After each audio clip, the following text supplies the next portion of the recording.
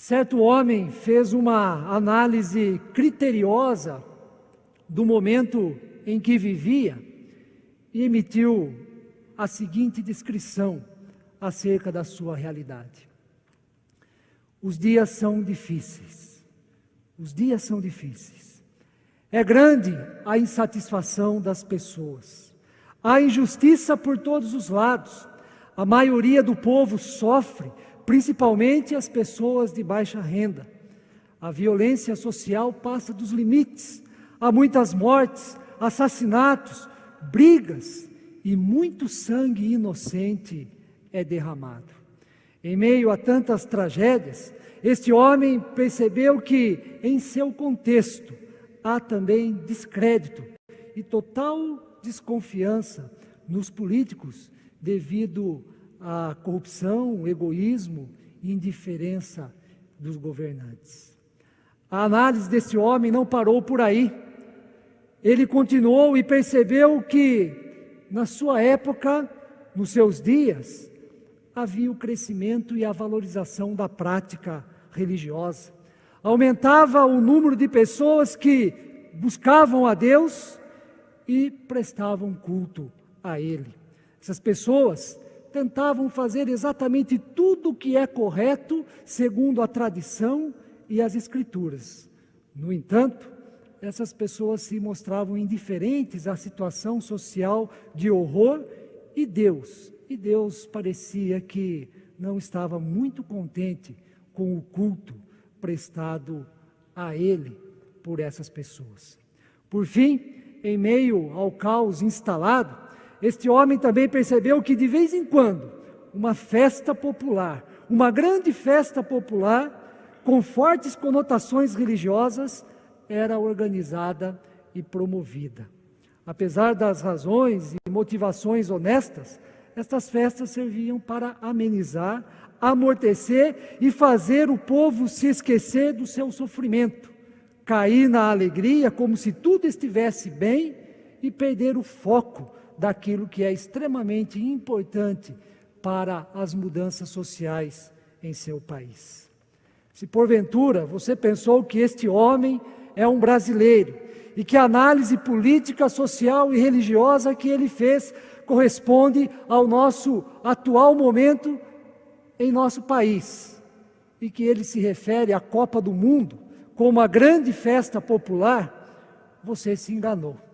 Por mais que as evidências, comparações e sentimentos sejam semelhantes, guardadas as devidas proporções e contexto, este homem é o profeta Isaías, profeta que desenvolveu o seu ministério por volta do ano 740 a 700 antes de Cristo e proferiu profecias em relação à cidade de Jerusalém e de Judá, mais especificamente a cidade de Judá, que é o reino do sul. Naqueles dias, os dias do profeta Isaías, Judá passava por um período de prosperidade econômica e independência política. A Assíria, o grande império daquela época, estava em expansão, mas não incomodava e não ameaçava a cidade de Judá e nem a cidade de Jerusalém. Tudo parecia estar bem. A prosperidade e a paz eram acompanhadas por uma atividade religiosa intensa, com grandes festas e cultos. No entanto, esta situação escondia outra realidade bem diferente na ordem social, marcada pela injustiça, corrupção dos juízes e das autoridades, opressão dos governantes e aumento da exploração e da pobreza. Neste contexto é que aparece o profeta Isaías. Aos poucos, por causa do conteúdo da sua fala, daquilo que pronunciava, passou a incomodar e a tornar-se inconveniente para as autoridades políticas e religiosas dos seus dias. Como profeta, aquele que é o portador da palavra de Deus, Isaías tem uma palavra de denúncia e uma palavra de salvação, de esperança para o povo. Características essenciais da profecia bíblica. A palavra de denúncia do profeta Isaías consiste na falência do culto.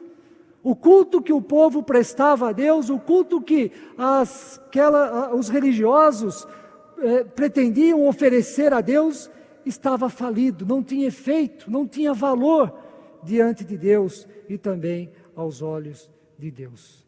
A falência do culto e da adoração ao Senhor por causa de uma sociedade onde prevalecia a injustiça e a iniquidade.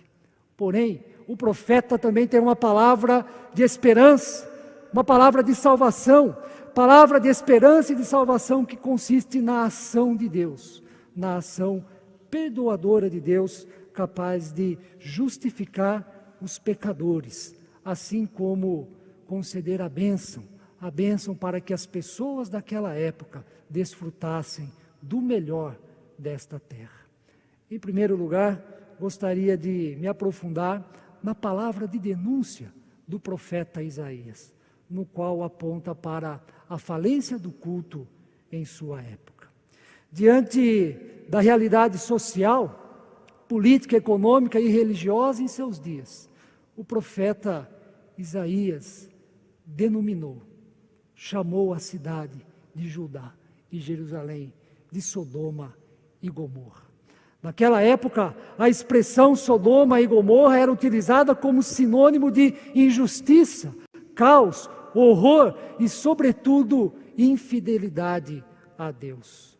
No versículo 4 do primeiro capítulo de Isaías, o profeta mostra muito bem, com exatidão, qual é a realidade, qual é a situação da cidade de Jerusalém, das pessoas e também de Judá. O profeta diz: ai desta nação pecaminosa, povo carregado de iniquidade, raça de malignos, filhos corruptores, abandonaram o Senhor, blasfemaram o Santo de Israel, voltaram para trás.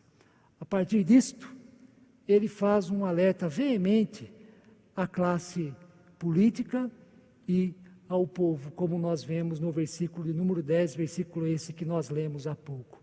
Ouvi a palavra do Senhor, vós príncipes de Sodoma, prestais ouvidos à lei do nosso Deus, vós, povo de Gomorra.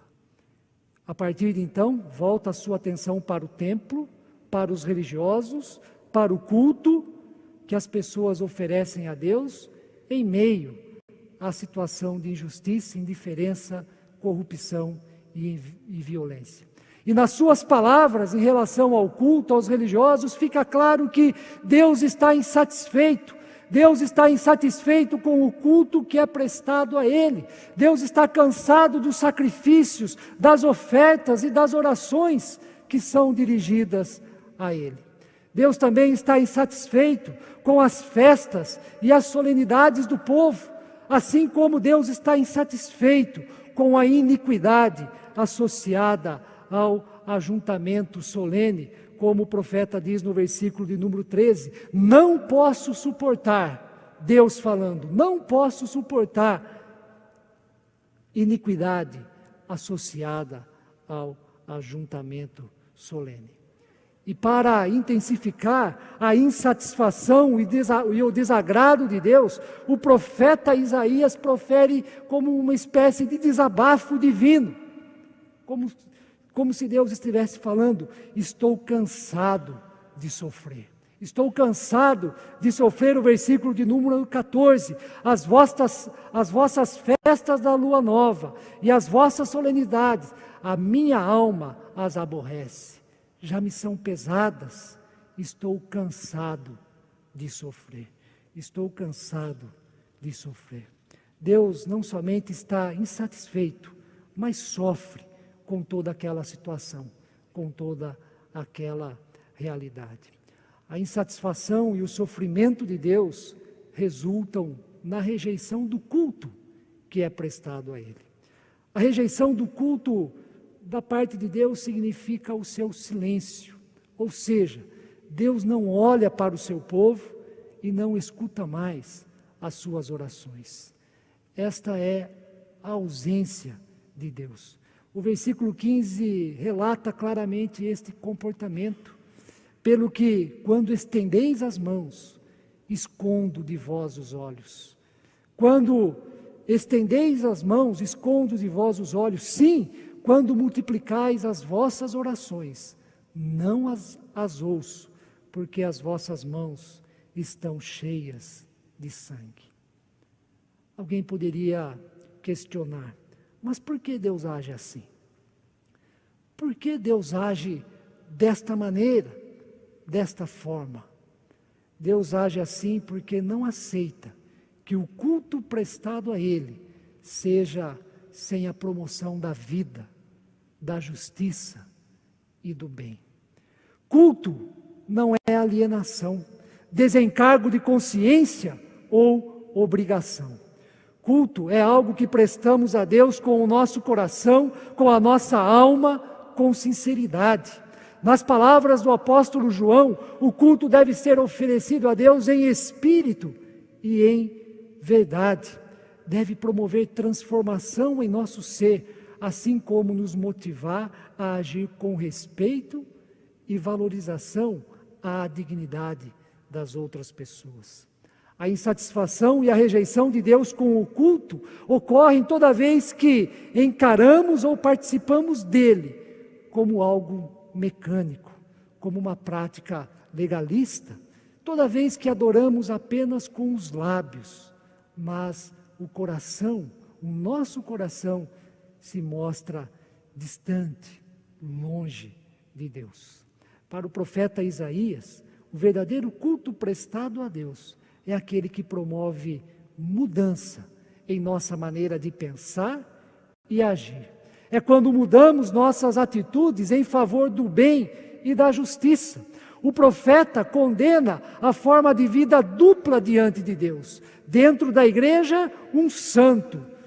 Lá fora, alguém que explora, é injusto, ruim, desonesto e maldoso. O culto que agrada a Deus é o culto acompanhado da justiça.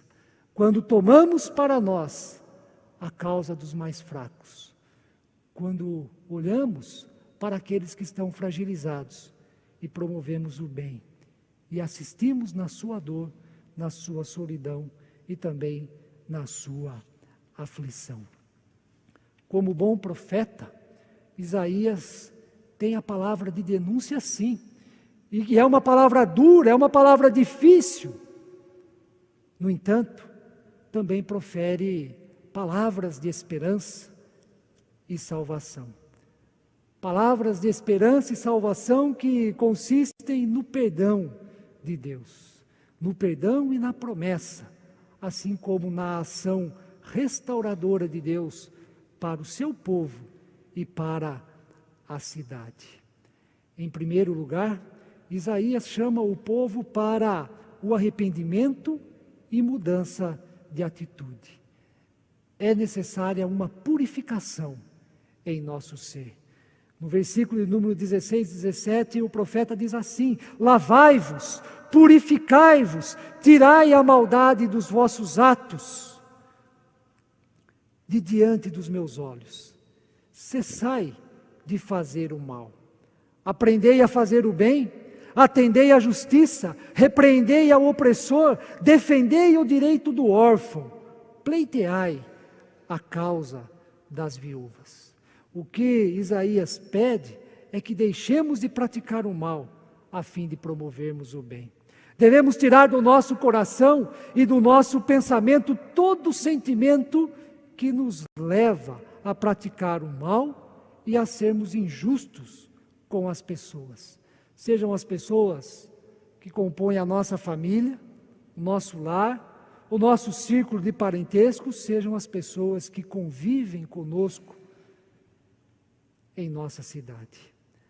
As nossas atitudes devem ser pautadas pela bondade, pelo que é correto, no sentido de ajudar as pessoas que sofrem ou então que se encontram desamparadas. Mas alguém pode sinceramente reconhecer: pastor, é tão difícil mudar, É tão difícil controlar os meus sentimentos, os meus pensamentos e as minhas ações. Dentro de mim existe tanta revolta, mágoa, desejo de vingança, ódio. O que eu posso fazer para mudar? O que eu posso fazer para mudar? O que está diante de mim para a mudança no meu interior, a fim de que eu deixe a maldade e passe a praticar o bem e fazer a justiça? O próprio profeta Isaías nos ajuda na resposta a tais indagações. Ele nos mostra o caminho do que fazer. Como palavra de esperança e salvação, Isaías pede que aceitemos o convite de Deus e da mesma forma o perdão. Versículos de número 18 e 19, o profeta nos diz assim: Vinde, pois, e arrazoemos, diz o Senhor. Ainda que os vossos pecados sejam como a escarlata, eles se tornarão brancos como a neve. Ainda que sejam vermelhos como o carmesim, se tornarão como a lã. Se quiserdes e me ouvirdes, comereis o melhor desta terra. Se quiserdes e me ouvirdes, comereis o melhor desta terra. Uma das principais concepções de Deus em toda a Bíblia é a de que Deus é justo. Por ser justo, Deus justifica o pecador. O ato justificador de Deus, mediante o arrependimento, o desejo de mudança, o desejo de ser diferente, significa que, apesar dos nossos pecados, apesar da nossa indiferença, mediante o arrependimento sincero, Deus não nos pune, Deus não nos condena, Deus não age com vingança, pelo contrário, Deus nos purifica, Deus nos limpa, nos livra de toda a condenação, nos dá o seu perdão. A sua justiça tem como pressuposto o amor, que é totalmente diferente da justiça humana, pautada, baseada pela retribuição, olho por olho, dente por dente. A justiça de Deus tem como pressuposto o amor, que não é uma justiça parcial, mas é uma justiça perdoadora. É totalmente diferente da justiça humana, muitas vezes condicionada pelo interesse, pelo benefício próprio e até mesmo pelo egoísmo. A justiça de Deus tem como pressuposto o amor, a restauração, a mudança, o bem em nossa vida. Se Deus age assim conosco, precisamos agir da mesma forma com as pessoas ao nosso redor. Uma vez perdoados, ou seja, justificados dos nossos pecados, tornamo-nos então promotores da justiça divina. A justificação de Deus nos leva a promover a justiça, justiça esta pautada no amor, justiça esta pautada na bondade. A justificação de Deus nos leva a promover a justiça, a testemunhar a justiça de Deus às outras pessoas. A justiça de Deus que promove vida, que promove dignidade, que promove a paz. Se vocês me ouvirem, se vocês quiserem, comereis o melhor desta terra. Expressão que também é sinônimo da paz, da dignidade, da justiça de Deus que permeia a nossa vida e também a nossa realidade. Para concluir a mensagem desta noite, uma coisa nós precisamos fazer: aceitar o convite de Deus. Vinde, pois, e arrazoemos, diz o Senhor. Se porventura vocês são pecadores, eu tenho perdão para lhes oferecer. Se o culto até então que vocês me prestam, diz o Senhor, é rejeitado, é um culto falido, é um culto sem eficiência, eu posso perdoar o pecado de vocês. E se vocês quiserem, se vocês me ouvirem, vocês comerão o melhor desta terra. Que todos nós tenhamos a disposição em ouvir e aceitar o convite de Deus. E que o nosso culto e a nossa vida sejam para o louvor e glória do seu santo nome. Amém.